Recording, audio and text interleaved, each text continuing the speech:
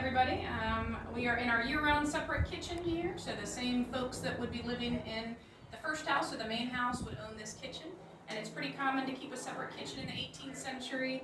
A good rule of thumb to know whether or not you would have a separate kitchen is, do you live Southern Maryland on down, and are you middle class on up? So do you have your own land in which to build a separate kitchen, and is the weather miserable long enough for you to have it at all? So just like kitchens today, we're cooking, storing, preserving food. So we have what's called an open hearth, and in the open hearth you are doing down hearth cooking. So picture cooking today is kind of waist level cooking, and they don't have a lot of that in the 18th century. It's down here in the hearth. So you could do frying with a spider, which is just a long-legged frying pan.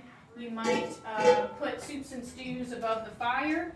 You might do some Dutch oven cooking. So if you've ever been camping or in the Scouts, you can bake in these. You can bake, there's bigger ones too. You can bake pies or puddings or roasts or bread or anything you want in the Dutch oven. So most ways of cooking they have as well. They're also preserving in here, so they're drying out fruits and vegetables. Not everything can be dried out, but you can dry out beans and peas and squash and pumpkin and apples and herbs. Rehydrate that stuff, put it back in a soup or stew or a pie any time of year you want. Meats are a little different.